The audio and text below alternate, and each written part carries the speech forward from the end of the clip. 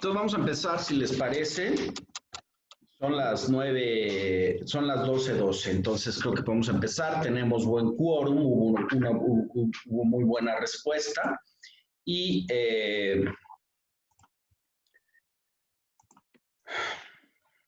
siempre que leo las veces que hemos presentado a Dromómanos, me siento raro al leer una ficha curricular porque me parece que se queda corta.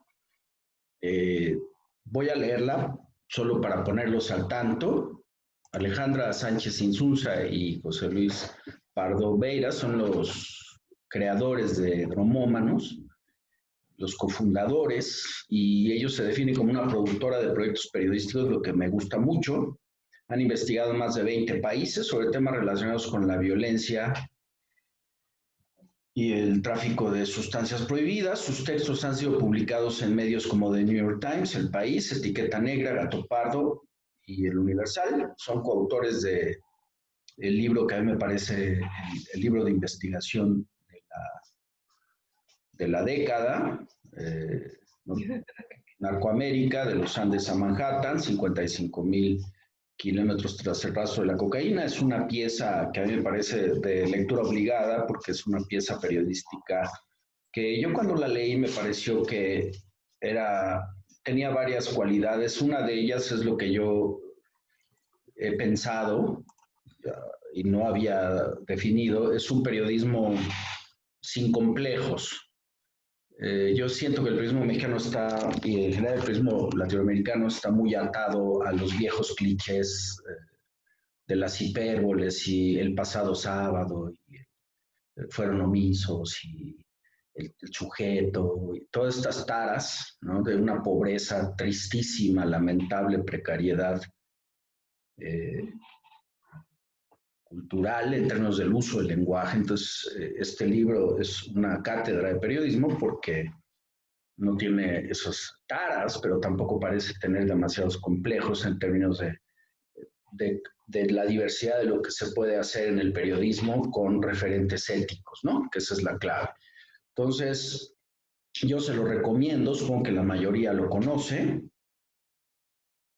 Por otra parte, ellos han participado en libros colectivos como Ciudades Visibles y Los 12 mexicanos más pobres, que es un libro del cual es editor Víctor Frausto, ¿no? Y que vamos a tener acá que tenemos acá como editor. Han sido galardonados, entre otros, con el premio Ortega y Gasset y el Nacional de Periodismo en México, y coordinan varios proyectos para dromómanos, como En Malos Pasos, que están preparando, como acaban de escuchar ustedes, En Malos Pasos, una investigación sobre 7 países más violentos de América Latina, y además son directores editoriales de Horizonte MX, que es la... Eso ya no. Eso Ya no existe. Ya no existe. El COVID-19 lo terminó de matar. Lo terminó de matar. Entonces, de riesgo. Entonces, a mí me parece muy importante que en el marco del diplomado les escuchemos. Ellos además tienen toda una vertiente de formativa de periodistas. Y a mí me parece que sí hay unas tendencias súper tóxicas en el periodismo latinoamericano y sobre todo hoy con los populismos, los tremendos populismos que están haciendo un tremendo daño, un retroceso hasta donde yo identifico en el periodismo. Están haciendo aflorar las peores prácticas del periodismo, como el oficialismo, ¿no? Que es increíble. O sea, hoy ya hay periodistas que tachan a los periodistas que hacen periodismo de antipatriotas y así. Entonces ellos están haciendo escuela también, están formando periodistas en esta visión. Y a mí me gusta también cómo ellos se definen en su sitio web, que también se lo recomiendo, que es dromómanos.com, y ellos hacen un postulado que condensa lo que ellos plantean en este libro que he alabado tanto. Ellos dicen: creemos que las fronteras existen para cruzarse y el periodismo es la forma de hacerlo. Nuestro principal objetivo es retratar los fenómenos que nos afectan a través de sus protagonistas. Esto es algo que hemos insistido en el taller. Un periodismo sin sin la centralidad de las personas, es un periodismo maquilador al que yo no le veo futuro comercial, pero no le veo futuro periodístico. Y añaden con la mayor seriedad en el reporteo, un compromiso ético con nuestras fuentes y lectores y una gran calidad narrativa. Entonces, la razón esencial por la que por la que quisimos e insistimos en invitarlos y por las que estamos emocionados, es porque, aunque es poco tiempo, queremos que ellos nos den un kit sobre cómo emprender un periodismo. Como decíamos el otro día, necesitamos rompernos para poder trascender la nota, o lo que llamamos las notas trabajadas o las notas largas, y renacer a partir de este periodismo sin complejos, bien contado, ético e interesado en cómo los fenómenos estructurales impactan en la vida de las personas. Sobre todo hoy que tenemos una contingencia sanitaria global que ha absolutamente trastocado la vida social y las estructuras de poder. Entonces, queridos José Luis, Ale, bienvenidos y adelante, por favor.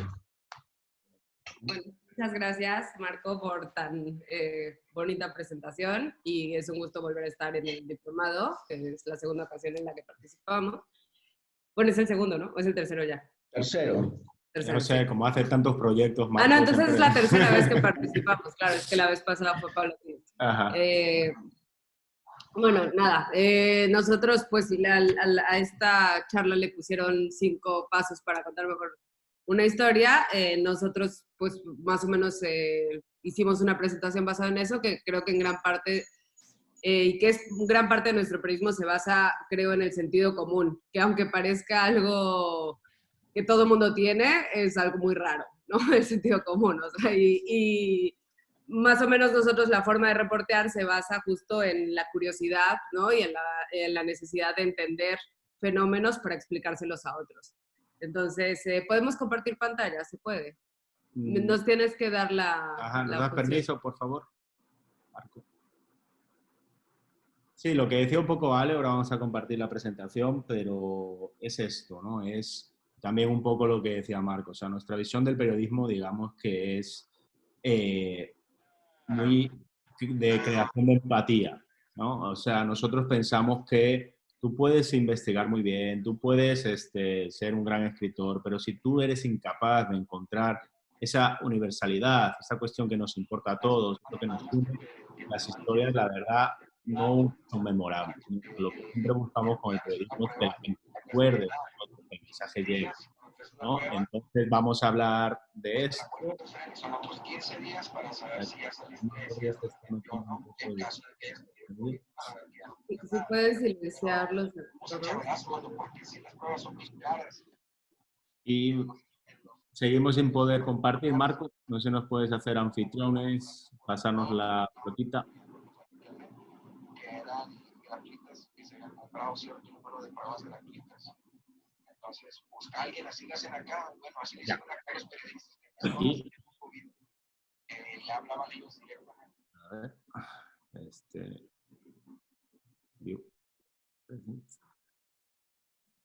sí se ve, ¿verdad? Sí se ve. Vale, perfecto.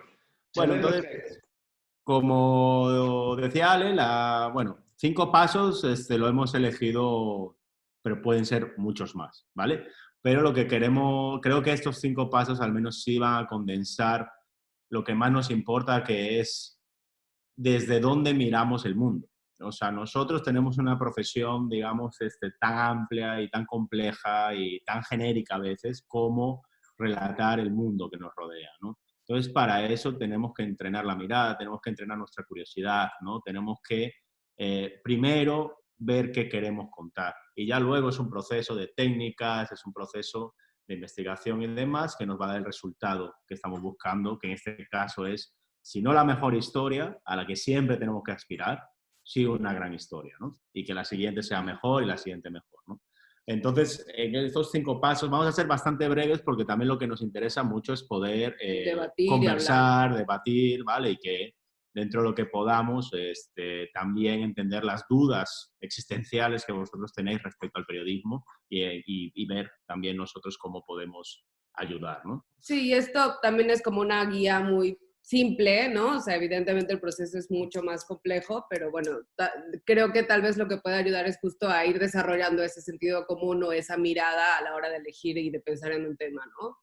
Ajá. Entonces, lo primero justo es elegir, ¿vale? O sea, nosotros, como hemos dicho, pues nos dedicamos a contar el mundo, pasan 150.000 cosas, ni siquiera podemos casi elegir qué leemos, ¿no? Mucho menos elegir qué vamos a contar. Es decir, o sea, nosotros tenemos que tomar una primera decisión bien importante, bien entrenada para saber qué iluminamos y qué no iluminamos, ¿no? Siempre vamos a contar una realidad sesgada, en el sentido de que no vamos a contar el todo. Nos vamos a poner desde nuestra mirada a contar algo, ¿no? Entonces, para elegir bien, que es el primer paso, es que se te ocurra la idea, que veas un detalle, que empieces a desarrollar eso. Lo primero que pensamos es que tenemos que pensar más, ¿vale? Porque lo que es importante para nosotros no necesariamente lo es para los demás, ¿ok? O sea, vosotros, además, estudiando el diplomado y demás, seguro que sois gente buena y bien intencionada y con buenas intenciones y quizás en algunos casos lo estáis estudiando por formación, os hace falta, pero mucha gente estudia justicia por la injusticia de México, por ejemplo, ¿no? O sea, entonces ya tenéis una sensibilidad hacia esos temas. Pero digamos que lo importante en general no es suficiente, ¿vale? O sea, digamos que lo que tenemos que pensar es lo que muchos nos dicen, o sea, es ¿por qué a mí me debe importar eso? ¿Por qué yo como vecino de Ciudad de México? O yo, ¿por qué como mexicano? ¿Por qué como persona me tiene que importar eso? ¿No? Entonces hay una gran diferencia. O sea, digamos que la corrupción es importante, pero la corrupción no le importa a la gente. A lo mejor le importa a la gente que le expliques cómo lo que se robó un Duarte o el otro Duarte o quien sea le está afectando a su bolsillo. O le quita un centro de salud que tenía al lado y porque se robaron este dinero ya no lo tiene. Y entonces se muere, ahora con la pandemia del COVID, pues su abuela que iba ahí, no la pueden atender. Me explico, eso es toda una traducción que tenemos que hacer. En el diplomados os dan además muchas herramientas para volveros especialistas en temas de justicia. Pero eso siempre vamos a tener que contarlo de una manera que la gente lo entienda y que la gente entienda por qué le importa, ¿no? Esto pasa, o sea, nosotros mismos nos ha pasado mucho cuando cubriendo, estás en Río de Janeiro, en una favela, cubriendo que todo el mundo se mata ahí, a ti te parece importantísimo porque hay gente muriendo, pero ni al editor le importa tu historia, ¿no? Ni a tu papá le importa lo que estás haciendo. Entonces, eso a veces es justo poder entender, darle esa vuelta de tuerca para empatizar y hacer que la gente diga, es que esto es importante porque te afecta de tal manera o porque si te pones en el lugar de la otra persona va a pasar esto, o sea, en ese sentido también, o sea, que es el segundo paso, es este punto de pensar como persona, o sea, en realidad todo está relacionado, ¿no? O sea, piensa como persona, pero investiga como periodista. Y esto es, muchas veces, el ejercicio es simplemente contarle a tus amigos o a tu familia en lo que estás trabajando y ver si les parece interesante, ¿no? O sea, este es el tema que quiero hacer. Si en la cena la gente se interesa y te dice, mira, ¿sabes qué? Sí, wow, no sabía esto, pues te da luces, ¿no? O sea, insisto, sobre todo en estos temas de violencia, injusticia, de discriminación, es bien difícil esa conexión. Entonces es muy importante intentar humanizar lo más posible, ¿no? Y pensarlo hasta desde el punto de vista del entretenimiento, ¿no? A mí el entretenimiento es algo que lo hace perfecto con la empatía, ¿no? Entonces esto es algo que vería en la tele, ¿no? O sea, obviamente nuestra tarea es informar y es diferente, pero eso ayuda en el big picture, en el gran panorama de lo que estamos eligiendo, pensar de esa manera, ¿no? O sea, como cambiar el chip, porque los periodistas nos solemos dar mucha importancia a nuestros temas y a nuestras investigaciones y a nuestras entrevistas y creemos que es lo máximo. Y muchas veces la audiencia no lo va a ver así. Entonces es importante justo saber hacer ese balance. Exacto, porque además va a haber, sobre todo, normalmente en temas de las injusticias y demás, aumentan, digamos, en lugares marginados, en lugares que Periféricos. nosotros, que tus lectores no conocen. ¿no? Entonces ya hay una gran distancia emocional normalmente entre tus protagonistas y tus lectores. Esa distancia emocional tú la tienes que acortar, ¿vale? Y pensar como persona es un poco eso. Es decir, oye, ¿qué de lo que le pasa a esta persona le importa a esta otra persona? Y lo que dice Ale, eso no es perder el rigor. Hay que investigar, por supuesto, hay que contrastar, hay que seguir todas las leyes éticas y todos los códigos que existen, pero no está reñido, ¿vale? Ser entretenido, crear emoción, ¿vale? Es que nosotros nos movemos por emociones. Si a ti no te sorprende una historia, no le va a sorprender al tipo de Guadalajara que te esté leyendo. O sea, olvídate, no va a pasar. Si a ti no te conmueve la historia, no va a conmover al lector. Y si algo no nos conmueve, no nos entretiene, no nos crea algún tipo, no nos indigna, puede ser cualquier tipo de emoción, pero nos tiene que crear algún tipo de emoción, esa historia va a pasar desapercibida para los lectores, ¿no? Y nosotros, nuestro trabajo es para los lectores, ¿vale? No somos escritores de la Torre de Marfil, nuestro trabajo es un servicio público para los lectores, ¿vale? Entonces, como esto es un poquito el resumen, ¿no? Es decir, un tema importante no es una historia en sí misma, ¿vale? Pero todas las historias atraviesan un tema importante. Yo aquí, por ejemplo, siempre ponemos como el ejemplo del Padrino, ¿no? Poníamos también el de Lawrence of Arabia, pero a las nuevas generaciones les queda muy creo muy que lejos. nosotros estamos muy viejos y nadie lo ha visto, pero creo que el Padrino todavía resiste el paso del tiempo, ¿no? O sea, cuando nosotros pensamos en el Padrino, muchas veces automáticamente lo que pensamos es mafia. Pero El Padrino no es una película de mafia. La mafia es el contexto en el que El Padrino se desarrolla. Pero el tema central del Padrino es la familia, ¿vale? El protagonista del Padrino, que es Michael Corleone, que interpreta Al Pacino, es un hijo que no quiere defraudar a su padre. Y por no querer defraudar a su padre, acaba perdiendo a su propia familia, ¿no? Y eso es un tema tremendamente universal. Todos tenemos líos familiares, entendemos las dinámicas familiares, ¿no? Entonces, digamos que eso es un poquito un ejemplo que creo que entiende todo el mundo de lo que buscamos, ¿vale? Hay un tema universal que contamos a través de una historia personal o de un lugar en concreto o de algo que nos va a dar luz sobre eso, que nos va a crear emociones, que nos vamos a sentir identificados con esa historia, ¿no? Y ese es el primer proceso para que a la gente ese mensaje le llegue y que además pueda tomar decisiones las personas con ese tipo de información, ¿vale? Que al final también es algo que es clave en el periodismo, ¿no? Entonces yo creo que más o menos el primer paso, estos 3 tips, ya estamos intentando elegir lo mejor posible, ¿vale? Porque hay 1.000.000 de opciones para elegir, entonces tenemos que refinar mucho cuáles van a ser nuestras apuestas, ¿no? Porque nuestro tiempo es limitado, porque nuestro presupuesto es limitado, porque nuestras exigencias de X empresa para la que trabajamos son demasiadas. Entonces, digamos que nosotros aquí estamos hablando de cuestiones que yo creo que puedes aplicar en el día a día, pero que sobre todo son más realistas y más aplicables en algo de largo formato, ¿vale? Sobre todo ustedes que están, o sea, no sé si en este diplomado les toca también hacer un tema, ¿no? En el año pasado lo que les pasaba mucho era justo que como están aprendiendo muchos términos o cosas que no sabían antes, ¿no? O procesos que son súper interesantes del sistema judicial, justo la gente elegía temas súper técnicos o pesados, ¿no? O sea, ¿no? De cómo funcionan los juicios orales, ¿no?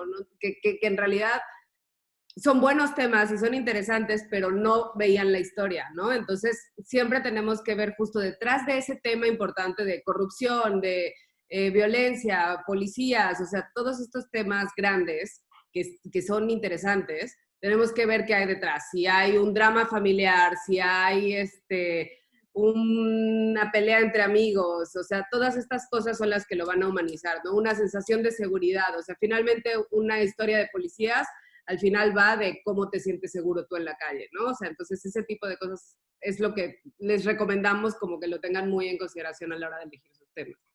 Ahora sí vamos al paso 2, que ya es investigar, ¿no? Una vez que ya eligieron el tema, ¿qué es lo que... Perdón, Ale, pueden darle paso a personas que están ahí, es que ustedes son los administradores. Perdón, ya nomás es una distracción, es que Ana... ¿Sabes qué? Quítame el anfitrión y lo puedes hacer tú. Y podemos seguir compartiendo nosotros la pantalla. Sí, Sí, Solo me hacen anfitriona de nuevo a mí y ya yo controlo todo. Es que tuve que hacerlo para que puedan compartir su pantalla. Espera un segundito. Hacer anfitrión. Ana Guzmán. Ana, ¿verdad? Ana Guzmán, Sí. te hacemos anfitrión a ti. Ya estás de anfitriona. Listo, gracias. Perdonen la interrupción, perdonen. No, no te preocupes, también el Zoom así es. Bueno, entonces la cosa es investigar. Ya hemos pensado un tema, ¿vale? Ya hemos tenido todas estas consideraciones para elegir cuál es nuestro tema, pero algo que hay que hacer es, de verdad, documentarse antes de reportear. Leer, que es algo que parece súper básico, pero que no se hace. Nosotros tenemos que tener, o sea, tú antes de llegar a un lugar, tienes que entender, y sobre todo en temas más de violencia o en temas complejos en el que está tu seguridad o la de tus fuentes o hay un interés alrededor de eso y que puede ser comprometido, tienes que entender los códigos de ese lugar, ¿vale? Tienes que entender la historia de ese lugar, tienes que entender la cultura de ese lugar, ¿vale? Y eso, antes de viajar, se puede hacer hablando con gente, se puede hacer leyendo lo que hay sobre eso, se puede... Hay que documentarse profundamente, tienes que intentar volverte especialista de eso, ¿vale? Antes de lanzarte al terreno, ¿vale? O sea, no puede porque luego en el terreno tus oportunidades son limitadas. Normalmente un acceso pues puede durar 10 minutos o 5 o 1 hora. Lo que tú sabes respecto a ese tema, lo que tú has trabajado antes, van a hacer que tus preguntas sean mejores, van a hacer que aproveches mucho mejor ese tiempo, ¿vale? A lo mejor, o son temas simplemente de presupuesto. El medio te manda 3 días a un lugar o te da 3 días para hacerlo. Bueno, si tú sabes mucho de eso, esos 3 días van a ser mucho más provechosos que si no te has documentado, ¿vale? Y además ya te sirve como un primer filtro también para elegir mejor, para preguntar mejor, para hacer todo mejor. Entonces, leer, de verdad, también sirve además para escribir mejor. O sea, alguien que quiera escribir y no sea lectora, no sea una persona lectora, yo no entiendo, no conozco a nadie. Puede haber alguien que tenga un talento así, pero es muy complicado, ¿vale? O sea, leer es fundamental tanto para la parte de investigación como para la parte de narración, ¿no? Bueno, otra cosa es justo eso, o sea, estar en el lugar, ¿no? Donde vas a reportear, que además ahora con la pandemia se ha puesto muy, muy de moda, bueno, no, más que de moda, de necesidad de este periodismo de escritorio, pero que ahora es porque no hay de otra, pero en general muchísima gente suele hacerlo, ¿no? Simplemente hace llamadas y con eso es suficiente para hacer su reportaje o historia, o sea, no, para nosotros sí es fundamental estar en el lugar, pero no es lo único, ¿no? O sea, hay que, justo lo que decía José Luis, es tener esta visión periférica, analizar todos los porqués detrás, buscar su cultura, ¿no? Que eso es algo que se hace muy poco y, por ejemplo, en el periodismo gringo está muy instaurado, ¿no? Que es como si estoy haciendo un reportaje de eso, de corrupción policial, pues busco los 5 casos, o sea, el mío es de un caso ahorita, pero busco los últimos 5 casos más sonados, ¿no? Que han afectado ese estado o esa región o a nivel nacional, o sea, ese tipo de cosas son los que le van a dar una plusvalía al texto y que no simplemente, o sea, para la nota diaria a veces con estar en el lugar es suficiente, pero si tú quieres hacer algo realmente memorable, hace falta ir un poco más allá. Sí, y esto tiene también otro sentido, que es que lo hemos visto mucho, que es estas crónicas en las que el periodista está ahí y dice, las balas me iban silbando a 2 centímetros de mi cabeza. Y eso no es periodismo, eso es una chaqueta mental, ¿sabes? O sea, entonces, porque lo que importa aquí es la historia de la gente, ¿vale? O sea, tú vas al lugar no para decir que fuiste al lugar, tú vas al lugar para hablar con las personas que son los protagonistas de tu historia, para contar la historia de ellos, ¿vale? O sea, entonces tiene esto, o sea, también vas al lugar para qué, porque hay un montón, por ejemplo, lo vemos, ¿no? De lugares más complicados de acceso y demás, pues es más fácil llamar a la policía, si confías en ella, o al ejército, o a quien sea, y darte un tour, ¿no? Darte una especie de safari, entonces te metes, entonces... Pero ahí no te estás metiendo realmente en la comunidad, no estás entendiendo las dinámicas, ¿no? Lo otro cuesta más, claro que cuesta mucho más y hacer mucho más contactos y trabajar mucho más, poderte plantar en un lugar sin eso, pero estás hablando con gente, estás recabando información, conoces ese lugar y eso a la hora de contar te va a ayudar muchísimo, ¿no? La historia cambia absolutamente, ¿vale? Y el tercer reporteo, punto es este reporteo 360 grados que también va con que todas las historias son complejas, ¿ok? O sea, no nos vale con llegar allí, meterle... Entrevistar al protagonista y ya está, ¿no? No. Tenemos que ver que todas las personas... a ver, hay algo, por ejemplo, aquí que es que a mí me fascina de mala manera. Es cuando te dicen, es que ahí no entra ni la policía. Es que ahí no hay nada. No. Siempre hay algo. O sea, en todos estos lugares hay personas que viven, hay a lo mejor una iglesia evangélica, a lo mejor hay una asociación, a lo mejor hay un médico, a lo mejor hay un cura, hay gente, ¿vale? Y entonces estas personas tienen como todos nosotros, porque son igual de personas, igual de dignas, tienen como todos nosotros pequeños círculos concéntricos, ¿no? Que está su familia, están sus primos, está la gente donde trabaja. Y los lugares así como de menor acceso también lo tienen, ¿vale? Es más difícil, claro que es más difícil, y hay una serie de códigos, y hay una serie de cuestiones que hay que tener en cuenta, pero nosotros tenemos que reportear eso. Y luego tenemos que reportear también las dimensiones que tiene nuestro escenario, nuestra agenda a nivel histórico, a nivel cultural, a nivel económico, ¿vale? Porque todo eso es una gran fuente de información que a lo mejor después, en el texto, no lo ponemos, ¿vale? No vamos a poner que en el siglo XIX tal barrio de Ciudad de México incrementó su población y no sé cuánto, y ganó, pero a lo mejor es importante para nuestra historia, ¿vale? Porque nosotros siempre debemos saber más de lo que estamos contando. Porque ahora ya la otra fase lo vamos a ver, ¿vale? Y esto significa también entrevistar a todas las personas posibles. O sea, a lo mejor en el texto no van a salir, o sea, no tienen que salir todos los quotes, ¿no? De esta gente, pero eso nos va a ayudar a nosotros a tener una mayor comprensión de lo que está pasando. Y después, que en el siguiente paso, elegiremos a quién metemos. Pero mientras más fuentes tengas, o sea, con una intención, por supuesto, porque también entrevistar por entrevistar sin sentido, no solamente es una pérdida de tiempo, ¿no? Pero mientras más entendamos el lugar, más fácil incluso va a ser el proceso de escritura o de edición o en el formato que tenga que ser, ¿no? Nosotros hablamos más de escrito, pero esto es válido para cualquier formato, para ya sea un podcast, o sea un guión o lo que sea, va a funcionar igual. Y una última cosa es eso, o sea, si tú hablas con una persona, no quiere decir que esa persona tenga que salir en el reportaje, ¿ok?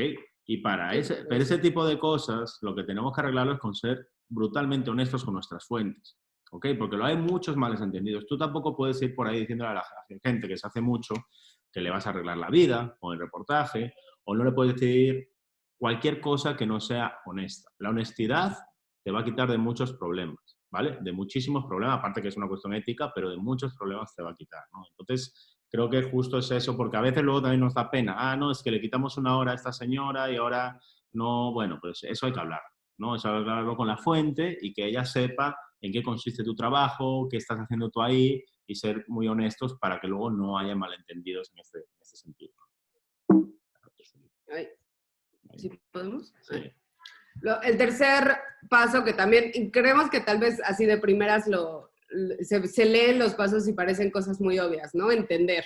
O sea, muchas veces no estamos entendiendo de lo que estamos escribiendo. O sea, y creo que en cosas judiciales, policiales, políticas pasa muchísimo, ¿no? O sea, citas un artículo de la ley que tú mismo no has procesado y no entiendes cuáles son las connotaciones reales humanas de ese artículo, ¿no? O sea, entonces esta parte nos parece básica. Primero procesa lo que investigaste, o sea, ya te documentaste, sabes todo lo que ha pasado, tienes todas estas entrevistas, date un día, 2 para pensarlo, o sea, para procesarlo, para decir, ok, esto va así, el significado de todo lo que entrevisté es ¿no? O sea, porque es eso, muchas veces no pensamos en el significado de las historias. O sea, las historias no son cosas sueltas, ¿no? O sea, significan algo, hay algo detrás de eso. Entonces es muy importante tenerlo bien procesado para poderlo transmitir, porque si no, pues hiciste todo este trabajo, un reporteo de 360 grados, leíste un montón,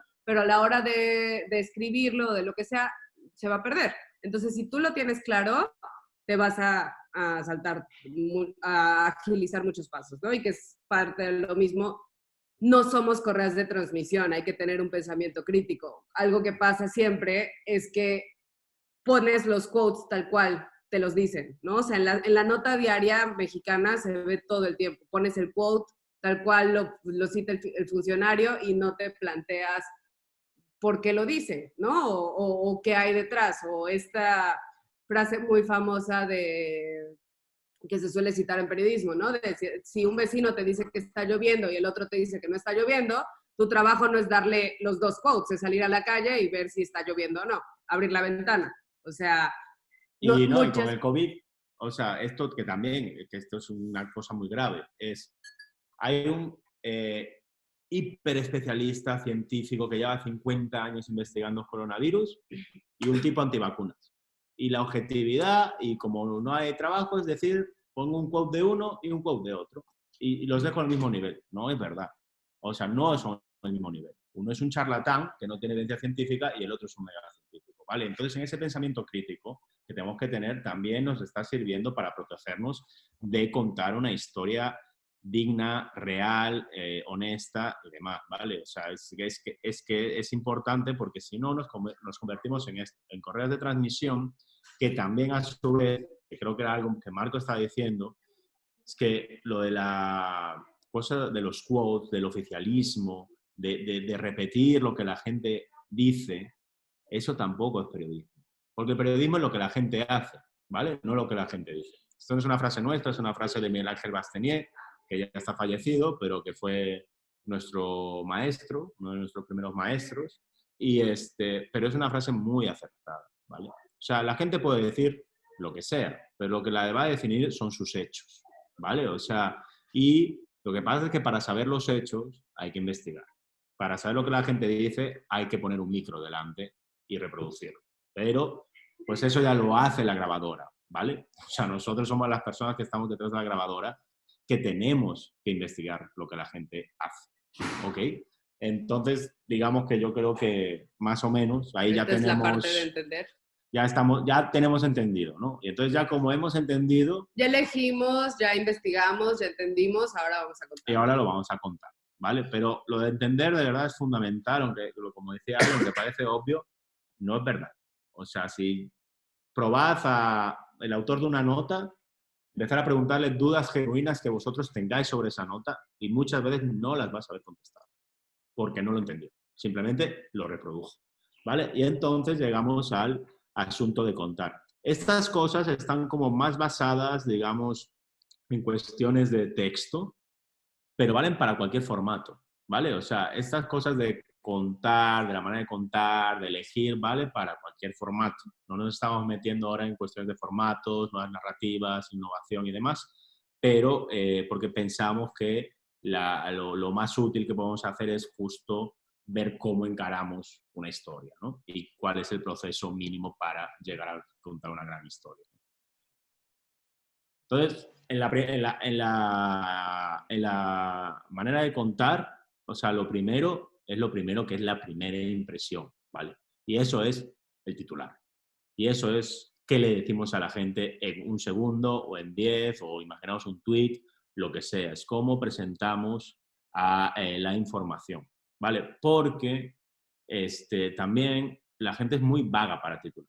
Además que luego en México a mí también hay una cosa que no me gusta nada y es esto que no se hace el sujeto primero y luego la acción, o sea, se titula, no sé de dónde salió, Marco probablemente lo sepa, pero esta cosa como que si fuera inglés, ¿no? O sea, se copió del estilo americano, de Estados Unidos, vaya, y se copió y se puso en español cuando esto no es ni español. Pero bueno, en general se titula de cualquier manera y el titular es todo. El titular es lo más importante de tu texto. El titular es tu promesa, es tu guía. Claro, ya veis que llevamos muchos años juntos.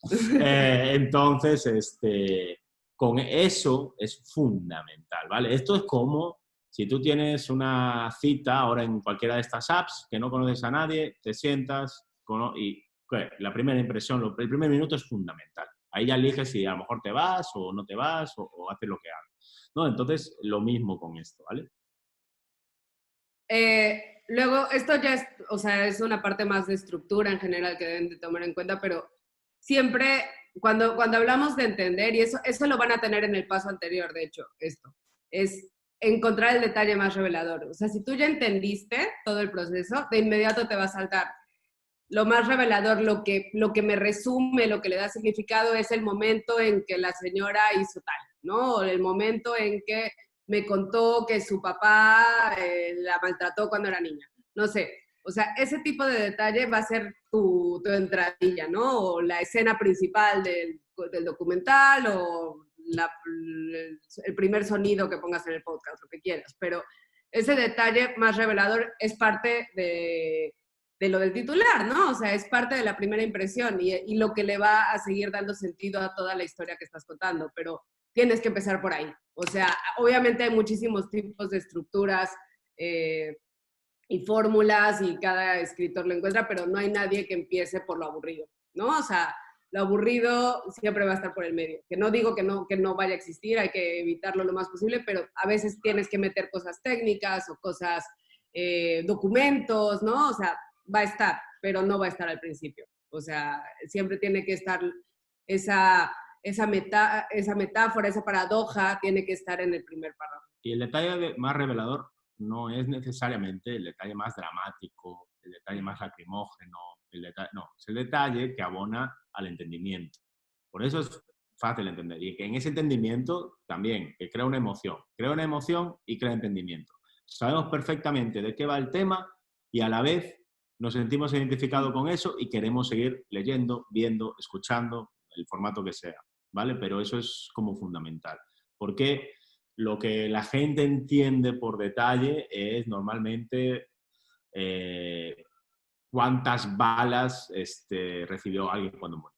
No hace falta dramatizar la realidad, menos la realidad mexicana, que ya es bastante dramática, ¿vale? O sea, entonces tenemos que tener cuidado con eso, ¿vale? Buscar el detalle justo nos va a evitar tener que nosotros cargar las tintas, adjetivar esa realidad porque pensamos que lo que tenemos no es lo suficientemente interesante para que la gente lo lea, ¿vale? Y esto es otra cosa que si empezamos eligiendo entre toda la realidad y vamos a apostar por una historia, ya que tenemos toda la historia de nuestra historia, vamos a tener que volver a elegir, ¿vale? Es un proceso es como un alambique, va gota a gota, gota a gota, ¿vale? Y eso es porque al final, es lo que lo decía, vosotros vais a saber un montón de cosas. O sea, mira, nosotros para una crónica normal de investigación podemos leer 2 libros y hablar con 25 personas sin consultar no sé cuántos documentos. Y eso va en 2.000, 3.000 palabras o lo que sea, o en un vídeo de 6 minutos. Entonces, queda un montón de cosas fuera, ¿vale? El proceso de elección es todo el rato estamos eligiendo qué iluminamos y qué no, qué es más importante que otra cosa, ¿vale? Y nos cuesta porque hemos hablado con X persona, porque hemos gastado el tiempo en esto, porque una infinidad de cosas, ¿vale? Pero hay que volver a elegir, hay que volver a descartar, porque el lector se merece lo mejor, solo lo mejor, ¿vale? Y esa es nuestra guía. Y sí es muy difícil porque nos encariñamos con los personajes o es lo mismo de que nos damos demasiada importancia a nosotros mismos también y es como, ay, esta entrevista me quedó tan bien que tengo que meterla, ¿no? Y pues no, tal vez no. Realmente lo que te dicen no va a iluminar nada y simplemente te ayudó a ti a entender algo, que es suficiente, o sea, eso ya es un gran mérito, pero no necesariamente tiene que aparecer. Ajá, es que no te tiene que funcionar a ti, tiene que funcionar a la historia, ¿vale? Y hay que tener la humildad para hacer eso, ¿no? Esta era otra, volviendo como a lo de cuéntenle a un amigo, tal, es igual, escriba para tu abuela, no escriba, o sea, otra cosa que hacemos, escribimos para periodistas, para activistas, para gente que está en el tema, para gente que ya le importa, tenemos que conectar con gente que no le importa, gente que diga, oye, no sabía esto, qué interesante. Entonces tienes que ser simple, tienes que ser empático, tienes que evitar... o los tecnicismos que te van a aparecer en tu trabajo, tienes que traducirlos, o sea, todo tienes que pensarlo como una conversación, ¿no? Entonces, eso nadie lo hace, la verdad, o sea, lean los periódicos, muy poca gente, o sea, es muy, no sé, una cosa, ¿no? Lo que decía Marco del lenguaje mexicano, ¿no? Y de las hipérboles que utilizamos, o sea, nadie dice no obstante cuando habla, ¿no? O sea, ¿no? Sin embargo, muy rara vez llegas a decir sin embargo, muy rara vez, ¿no? Pero no obstante nadie lo dice. Y ¿por qué escribes? ¿No? O sea, si es algo con lo que no hablas, ¿por qué lo escribes? Eso es algo muy simple, pero que cambia la vida del escritor y del lector. O sea, y te hace otra vez, te ayuda a ti a entender. O sea, si tú haces el esfuerzo para que la gente entienda lo que estás diciendo, o lo que estás escribiendo, o lo que estás grabando, lo que fuere, te va a ayudar a entender a ti también. Otra vez, el entendimiento es la clave, el entendimiento es la iluminación de todo esto, ¿vale? Entonces, podéis escribir para vuestra abuela, para vuestro padre, hermana, para el panadero, para quien sea. Pero esto es traducir cuestiones complejas en un formato sencillo, entendible para todo el mundo, ¿vale? Y el último es que cumplas tu promesa. Si el titular, y esto tiene que ver mucho con el clickbait, tiene que ver mucho con las trampas que se hacen, ¿vale? O sea, es decir, si tu titular es tu promesa, cuando se acabe el texto, tienes que haber cumplido lo que prometías en el titular, ¿vale? No me puedes poner un clickbait de el mayor escándalo de espionaje en Estados Unidos desde el Watergate y que luego sea una estupidez, ¿no? O sea, no se vale. Y porque además, aquí hay algo muy importante, los lectores son infieles por naturaleza, ¿vale? O sea, si tú lo miras como una relación, se van a ir. Y si los defraudaste una vez, no van a volver, ¿vale? Son gente, la relación con el lector es siempre muy frágil, exige mucho, ¿vale? Entonces nosotros nunca, jamás de los jamases podemos dejar de cumplir lo que prometemos. Porque también hay un pacto que es que tu nombre significa algo. Cuando tú firmas algo, la firma no es firmar, una vez más, no es firmar para decir, mira, a ver, es difícil, ¿no? Si vivimos en un trabajo donde básicamente tú firmas, tu nombre es tu todo, ¿no? Porque te van a contratar, el ego se nos puede disparar. Pero la idea de la firma es una responsabilidad, también con lectores. Todo lo que aparezca debajo del nombre de Alejandra o de José Luis, tiene que tener un nivel, tiene que cumplir esa promesa, tiene que tener ciertos estándares, ¿vale? Porque si no, si defraudamos a la gente no vuelve, ¿vale? Entonces, pareciera que ya hiciste todo esto y que ya está. Pues no está, todavía no está, ¿vale? Entonces, y esto es para cada historia, ¿vale? No solo para la mejor, pero... A ver, esto evidentemente para textos más cortos o cosas más del día a día se puede hacer un poco más rápido, pero el punto es tener el chip en la cabeza de todo este proceso, ¿no? Es que esto se interioriza, digamos, ¿vale? Es que justo es la clave, ¿no? No penséis que cada vez que, a lo mejor al principio sí, y es, oye, hice esto, pensé esto, entonces vas haciendo como un checklist, pero luego lo interiorizas, ¿vale? Forma parte de tu proceso hacer eso, pues forma parte de tu manera de encarar cada historia y de trabajar. Bueno, y justo, la quinta es editarte. Muchas veces, o sea, cada vez tenemos menos editores, menos gente que se va a dedicar a cuidar tu trabajo. Lo tienes que cuidar tú mismo, ¿no? O sea, entonces tienes que incluso reportear contra ti mismo. O sea, primero, hazte fact-checking.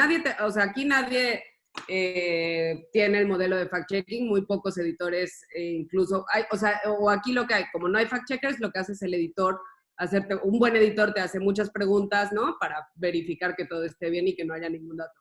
Y casi siempre te vas a dar cuenta que hay algo mal. O sea, por más que hayas hecho todo bien tu trabajo y tal, siempre te equivocas en algo. Y sobre todo en estos temas, o sea, estamos hablando de temas muy complejos, ¿no? O sea, ustedes lo que están haciendo en el diplomado de justicia no son temas sencillos. Entonces, hay que tener justo mucho amor propio para verificar y combatir el ego y decir, ok, me equivoqué, ¿no? O sea, antes es muchísimo mejor verlo antes que esto salga publicado con un error garrafal. Entonces, vuelvan a leer todo, googleen cualquier dato que les suene mal, etcétera, etcétera.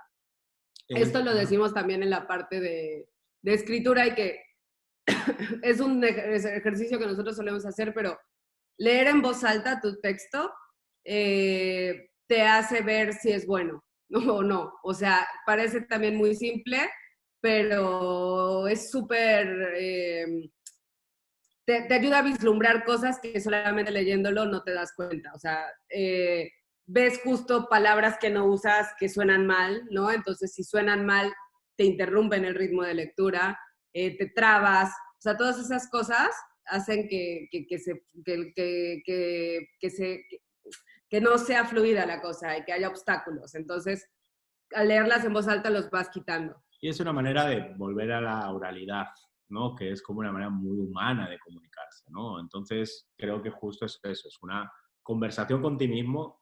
Si la conversación con ti mismo te gusta, es más fácil que cuando converses con los demás, que al final un texto, son investigaciones, es una conversación con tus lectores, les vaya a gustar también, ¿no? Entonces es un buen ejercicio leerse y hasta si queréis grabaros y luego os escucháis y pasáis por el apuro de escuchar vuestra voz en una grabación que siempre es horrible, pero es muy útil, ¿no? Y por último, la gente que de verdad te quiere, te critica.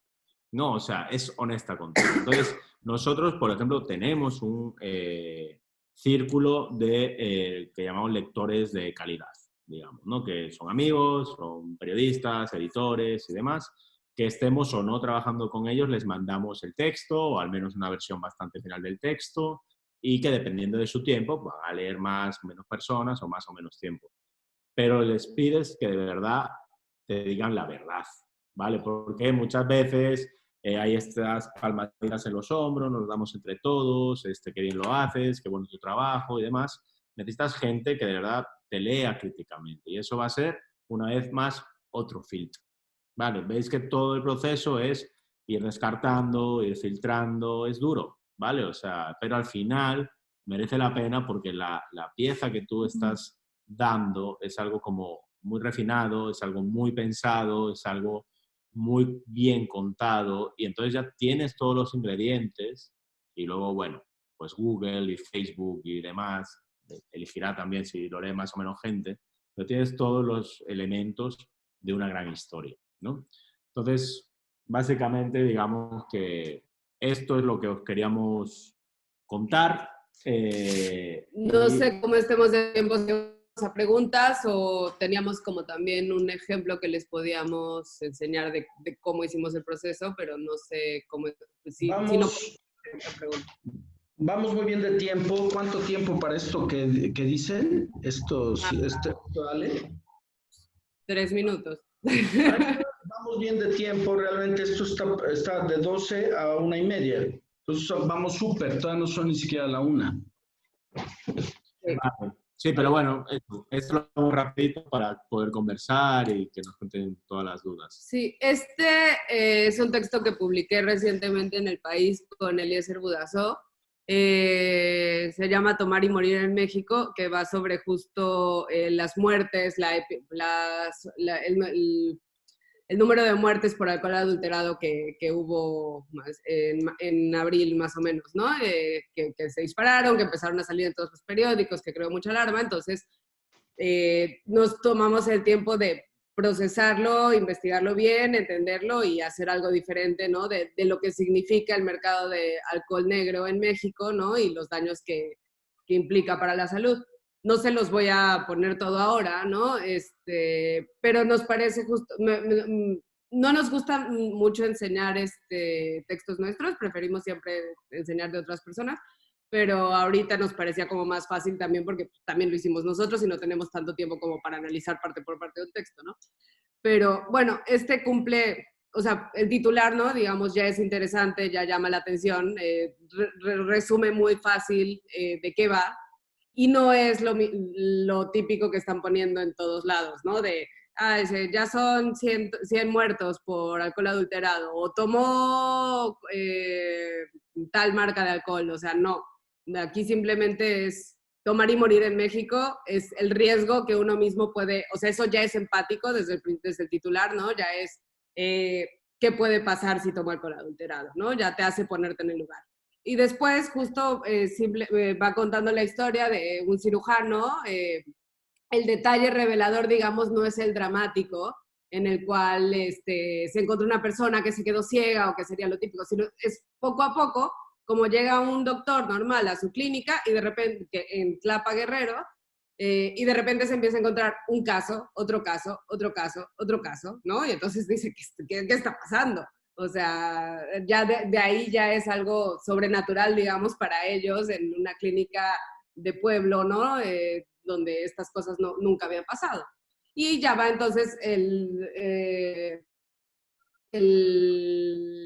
reportaje ya se va adentrando en que provocó, ¿no? Que la pandemia, digamos, las prohibiciones, las leyes secas que hubo en varios estados, y no fue solamente, por ejemplo, en Guerrero no había ley seca, pero digamos lo que pasó con la cerveza, de la falta de producción de la cerveza, etcétera, pues favoreció a los grupos clandestinos que se dedican a esto, ¿no? Pero que esto es algo que hay siempre, ¿no? Entonces ahí justo hablando de lo de la subcultura o tal, nos pusimos a investigar cuándo había sido el último caso, ¿no? Fue en Puebla hace varios años, o sea, no les voy a contar los detalles para que lo lean, pero justo no nos quedamos simplemente con que han muerto tantas personas, o sea, buscamos los casos, entrevistamos a más gente, nos documentamos, buscamos entender qué implica, ¿no? O sea, entender la industria del alcohol, ¿no? Y también entender que, por ejemplo, este caso dramático de alcohol adulterado es solamente una mínima parte del alcohol clandestino en México. O sea, hay gente que va de impuestos, hay asaltos a trenes, hay muchísimas cosas más, hay robo, ¿no? Falsificación, hay muchísimas cosas más que implican la industria y que en realidad es bien interesante y que te hacen plantearte qué estoy tomando, ¿no? O sea, que tal vez ahora ya no lo vemos tan dramáticamente como hace, no sé si todos se acuerden, pero cuando había barras libres, ¿no? En México era algo muy común, ¿no? Hablar de alcohol adulterado, ahora es mucho menos.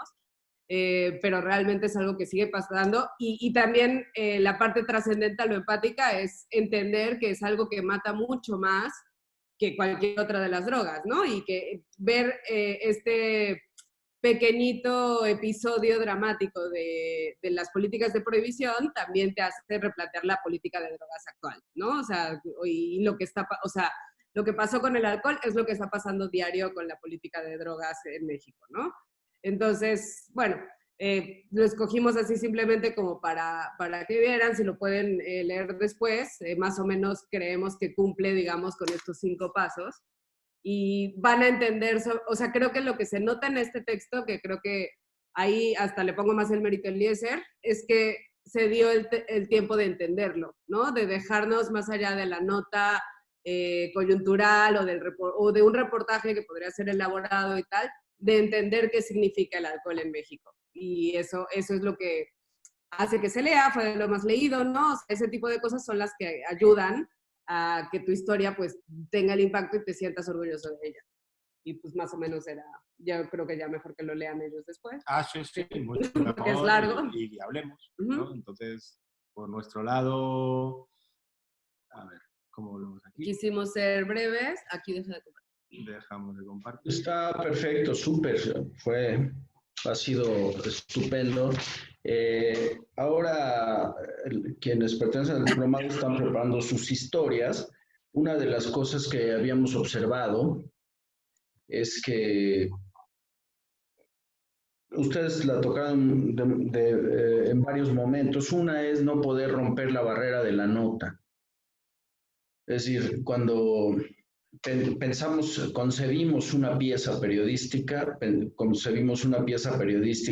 que pretende agotar todo en 4 párrafos. Y la realidad se acabó, ¿no?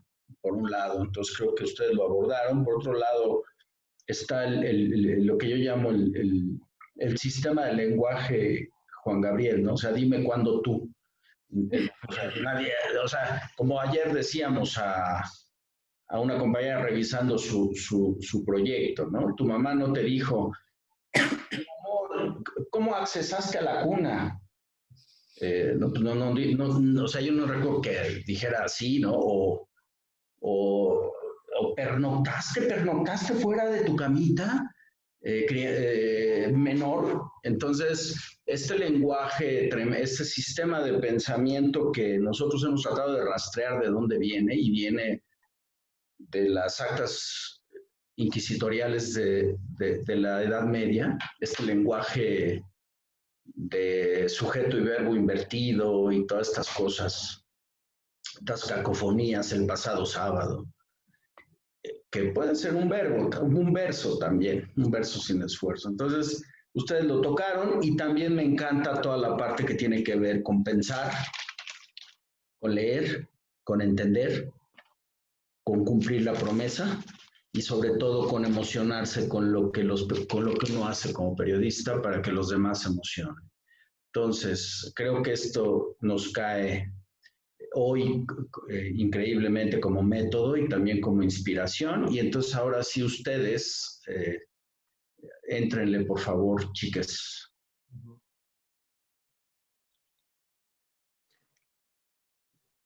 Yo, profe. Adelante. ¿Qué tal? Buenas tardes. Ustedes, bueno, lo que quiero saber es ustedes cómo organizan su tiempo. Porque muchas veces uno está trabajando algún texto, aparte de las notas del día, por ejemplo, en un periódico normal, en algún medio normal, en algún medio de comunicación, en algún medio de comunicación. ¿Cómo es un día a día de ustedes? ¿Cómo se van organizando para poder, elaborar bien un texto, un trabajo periodístico como los que han estado haciendo? Bueno, nosotros tenemos la suerte, digamos, de que no trabajamos en un medio y no publicamos información diaria. Entonces, prácticamente todo lo que hacemos son investigaciones a profundidad y nosotros dictaminamos nuestros tiempos, ¿no? Entonces, eso, pues, es una ventaja que no todo el mundo tiene. Pero también, por otro lado, estamos dirigiendo ahorita una empresa que tiene varios proyectos y demás, entonces no todo el tiempo puedes estar reporteando, que sería lo que nos encantaría hacer todo el tiempo y no, o sea, justo hablaba hace unos días con una amiga y era como, no, es que yo siento que si estoy haciendo cosas de gestión no estoy trabajando porque no estoy haciendo periodismo. Y sí, entonces lo que nosotros, y que creo que, o sea, que cuando trabajas en redacción y eso, que tienes que cumplir nota diaria, lo que tienes que hacer es tomarte una parte de tu día para ese especial que tú quieres hacer o para esa investigación que realmente te interesa más y que te va a dar una plusvalía a tu trabajo, por la que te van a recordar, ¿no? Porque también algo que no mencionamos, pero es intentar que tus textos sean memorables, o sea, que cuando la gente hable de ti, se acuerde de, es la que publicó tal, o que no hable de ti, o sea, que la gente se acuerde que leyó esto, ¿no? Que en su cena, no necesariamente tu nombre, pero que en su cena digan, ay, sí, leí un reportaje buenísimo sobre asesinatos a líderes ambientales, ¿no? O sea, pues eso de eso se trata. Entonces, creo que para eso cada quien tiene sus formas de gestionarse.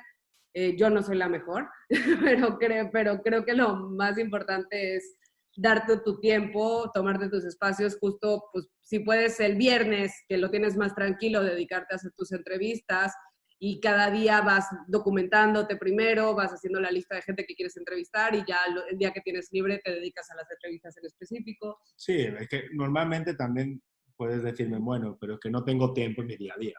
Y es verdad, tienes 6 mandados y demás, bueno, sí, hay que hacerlo en el tiempo libre.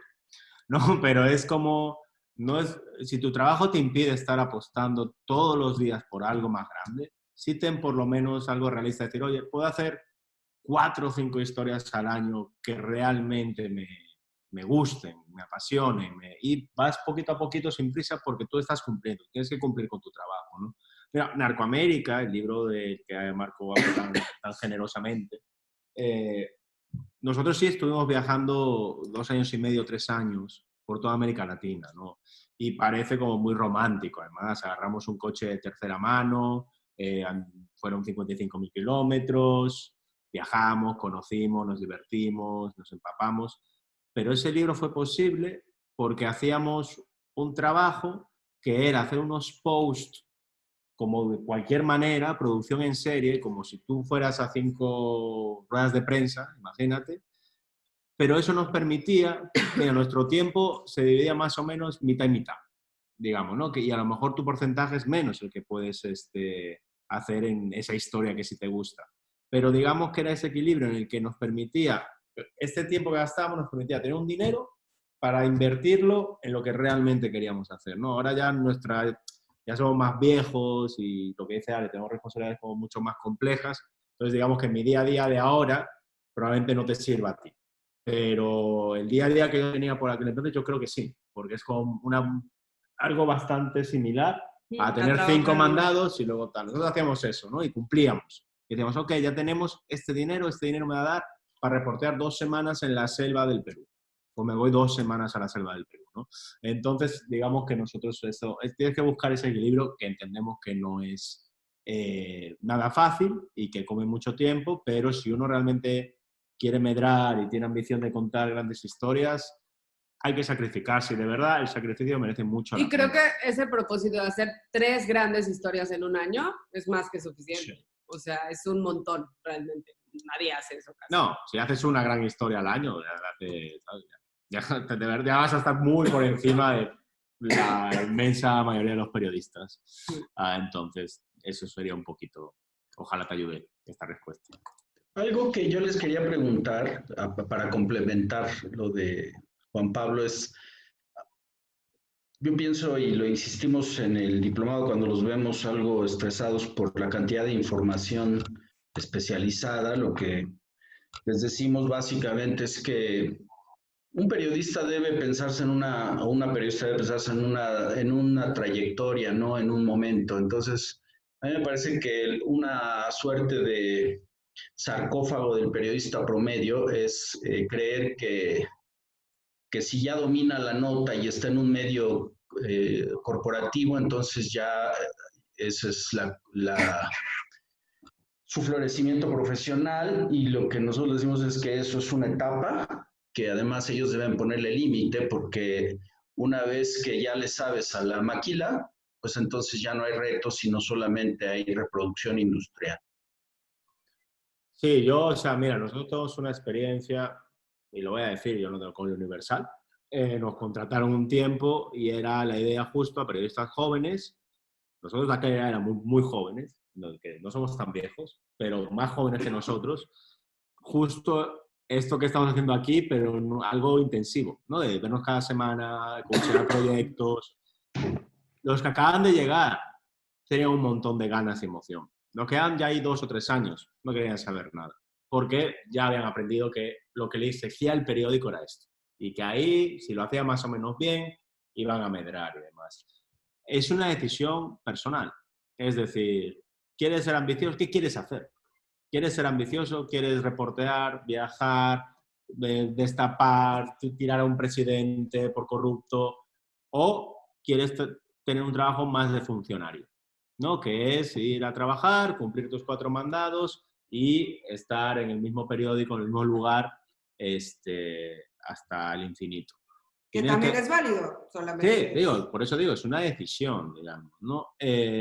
Y es lo que dice Marco, o sea, no os agobiéis, vais a acertar, vais a fallar, os van a decir que no 1.000.000 de veces. O sea, nosotros hace poco acabamos de abrir un espacio justo de educación que se llama El Salón, estamos dando webinars, vamos a lanzar un curso en línea, y uno de los que estábamos haciendo era sobre propuestas, sobre pitches, y era la reflexión de que el no siempre te va a acompañar. ¿Vale? A nosotros nos siguen diciendo que no muchas veces, ¿ok? Eso nunca... Muchísimo. Entonces tienes que entender, afortunadamente no dicen más sí que al principio, ¿no? Porque si no salía la cuenta, pero tienes que aprender qué haces con ese rechazo, ¿no? Y eso también va sirve un poco para eso, es decir, ¿qué quieres hacer tú con tu carrera? No pasa nada si fallas una vez, puedes levantarte y seguir, ¿no? Como en la vida misma, o sea, entonces es eso, tenéis que decidir qué queréis hacer. Aquí hay una pregunta de Luis Fernando. Dice, hola, para las historias que vamos a realizar, ¿cómo hacer que las y los lectores sientan empatía por las personas privadas de libertad en prisión?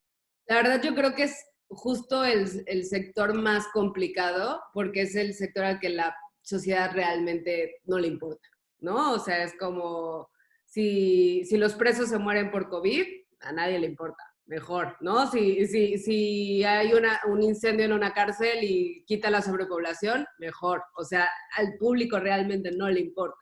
Entonces es muy, muy, muy complicado.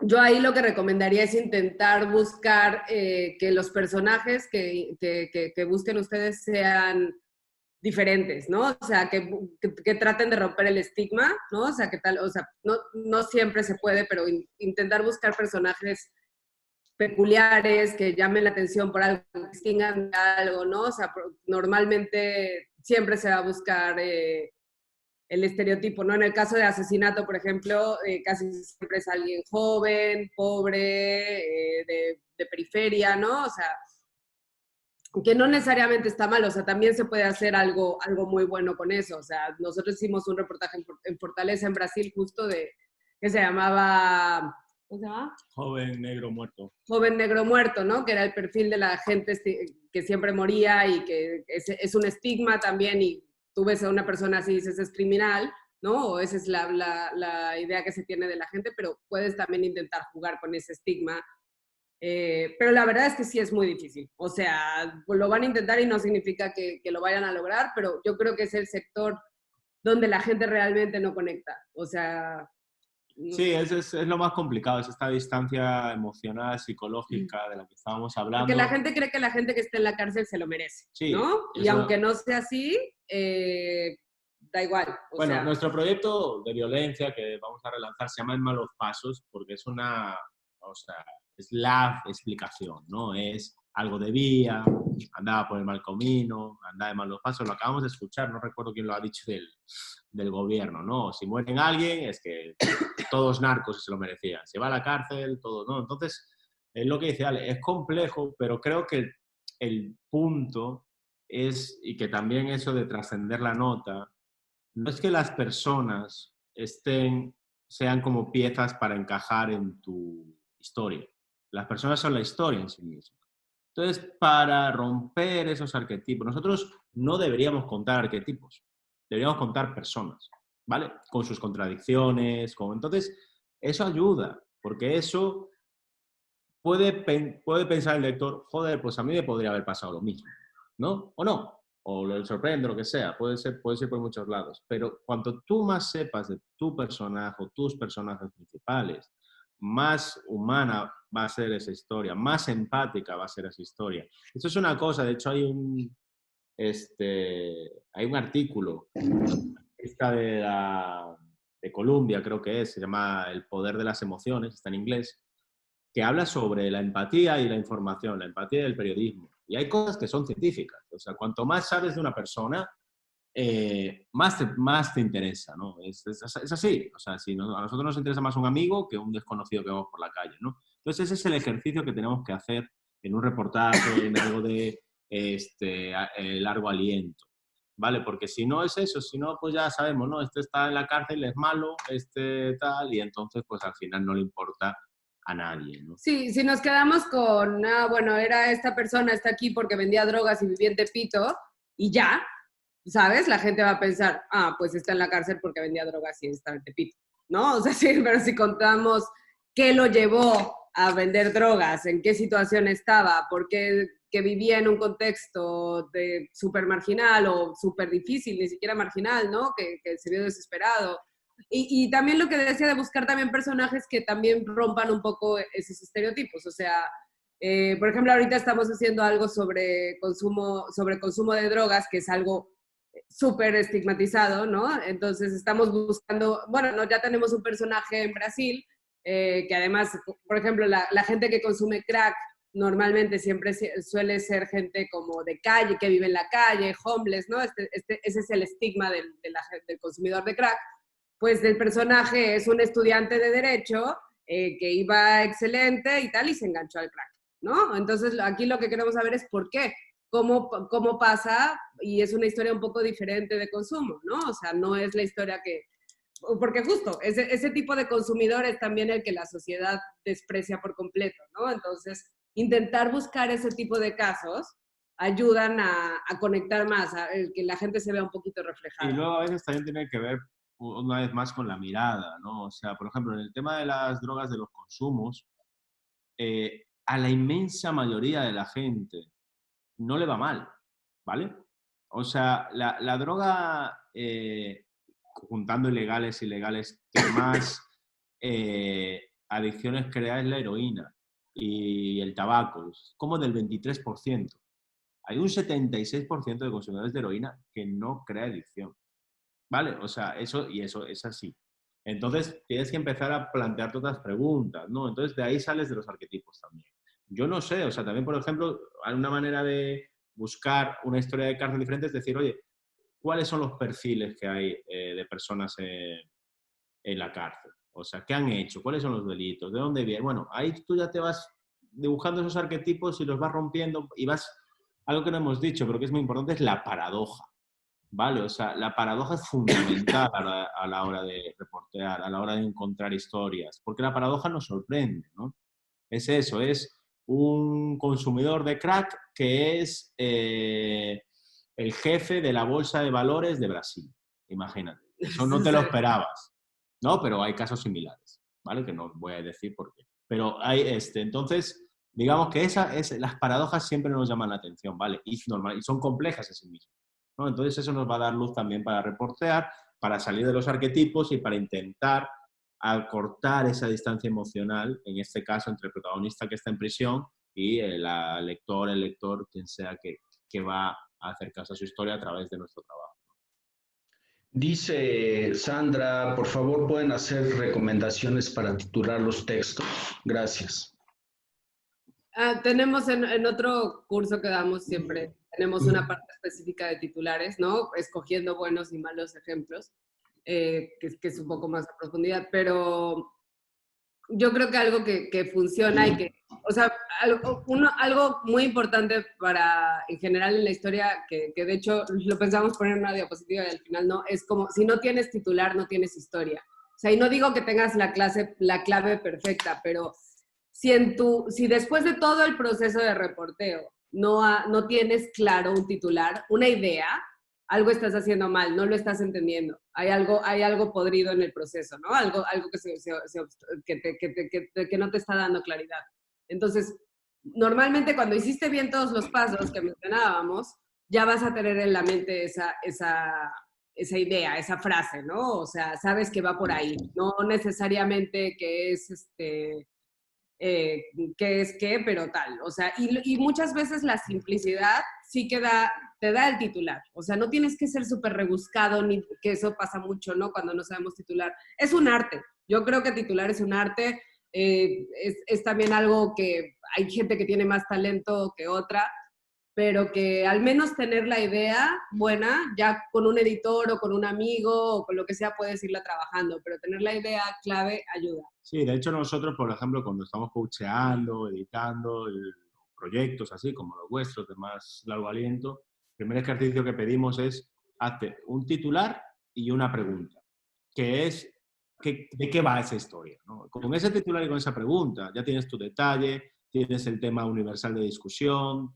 vale, y eso es un ejercicio de síntesis tan cabrona que te va a ayudar un montón. Porque una vez más ya estás eligiendo, estás separando, estás apostando. Mira, ¿no? O sea, un gran titular, por ejemplo, es una cosa que estaba leí en su momento, es un viaje de 8.000 kilómetros para una despedida, para un abrazo a 2 metros de distancia.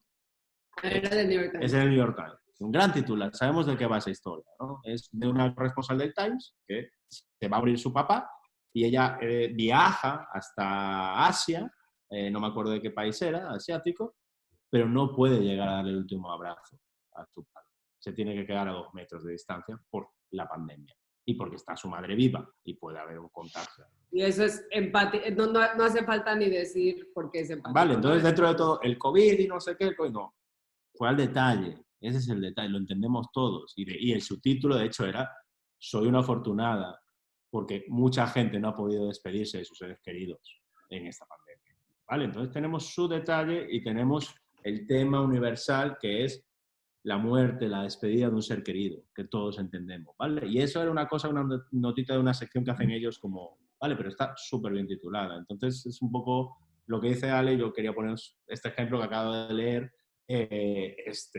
para titular. Titular es muy difícil, ¿vale? Pero justo el detalle y que os interese, o sea, es que, ¿no? O sea, no. Un ejemplo que ponemos siempre es un libro... bueno, los libros, por ejemplo, a veces lo hacen mejor, ¿no? O sea, luego buscar en otros nichos lejos del periodismo, y aunque parezca broma, unos grandes tituladores son los cuentos para niños, porque justo son súper simples y te cuentan de qué van, ¿no? O sea, son muy buenos. Pero bueno, el libro que nosotros ponemos siempre de ejemplo es uno de Ruanda, del genocidio en Ruanda, de Filip Gurevich, o no me acuerdo cómo se pronuncia, que supongo que la mayoría, o al menos se habrá visto Hotel Ruanda, ¿no? Si no están tan familiarizados con la historia, pero bueno.